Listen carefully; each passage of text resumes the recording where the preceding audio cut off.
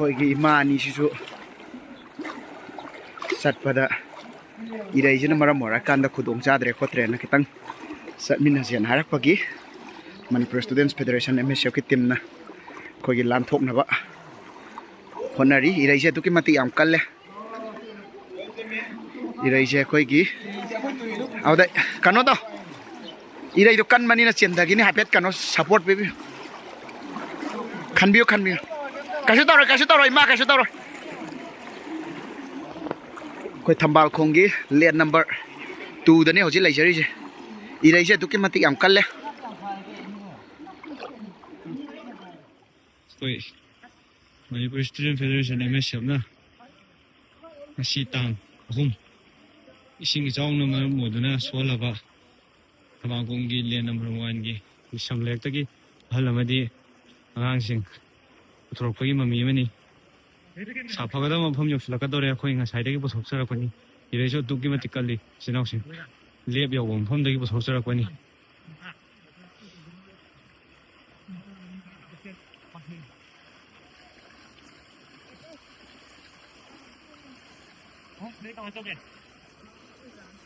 Apagada mafam asi akhoi opsandaraga tekta kaidana soksariba sinasi amdaramagani duga atokpa leiriba manungga lehoriba wadhoriba singju amu logo jangjarogi Hojik MSF Manipur Student Federation MSF na tongan mafam kayada miyamgi sing ichawjiga mari leinana mateng pangjariba si ngasi akoigi team asina Thambankong lane number 1 da pikliba ngang amasung ahan parents sing lalauthopagi mami duni hojik ngak yauro fawba ising isingina ngak yauro fawda koi lepa leitana mafam kayada Manipur Student Federation MSF ki tongan district committee sing amasung head office ki an singi meng Makha da kuna mafam kayada mateng pangjariba adugi mami adu hojik Thambankong lane number 1 asida Shagi ngak yaw fawda tariba sini si lambida hi lakpa matamda lang laisanbadagi lang thopagi mami aduni taribsi Hoje akhoi laise Manipur Students Federation MSF ki thomi singni wangkhai gi area da akhoi gi ima sing khara naba yekpa torokpadagi MSF ki thomi sing na akhoi lathok saram bani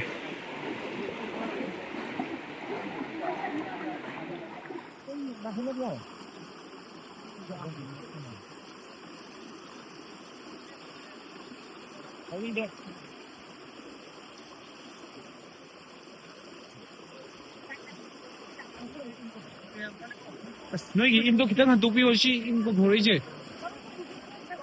somda chatuka doine somda as matang chate da kong baromda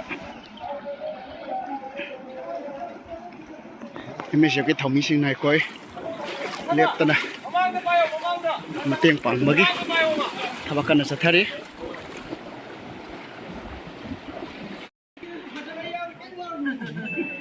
Kongban nung thombam lekai da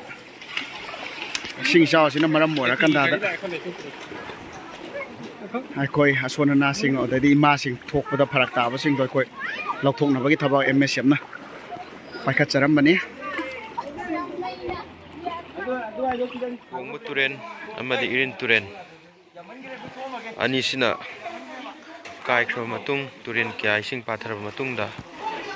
Imphal iski manung sana leiba mafam ayamba isingna tumsankraba matung MSF ki timna megi de 30 dagi hogduna June gi tarik ahum phau Makha tan leptana Chathari hojik ai mafam asina kongba nongthomam lekai hai mafam asi irin turen amadi kongmu turen ani sigi patharak paising amadi turen kairak paising singsina mafam mayam thumsan khra matungda MSF ki thomi singna mthong khuding sangduna akoigi yumda loiba sasan amadi hal oiraba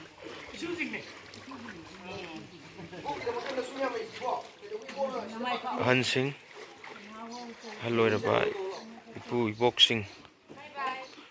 amadi akoibu loksakini mising makha tana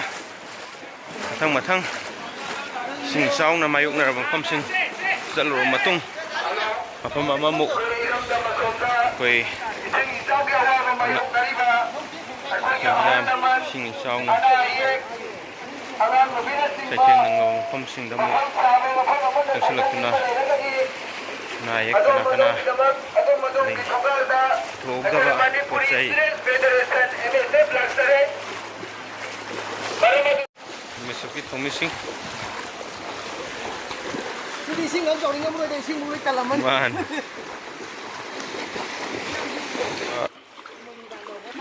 yumda loiba sasan amadi han loiraba kaya ama puthokpagi mamiduni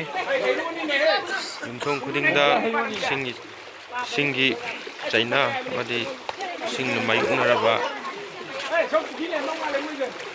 singna thumsankraba mafamsingda MSF na yumthong khuding changduna makha tana satharakpagi khongthang ama oina hujiksu han oiraba ahal ama yumdagi thoksina yadaba han adubu MSF ki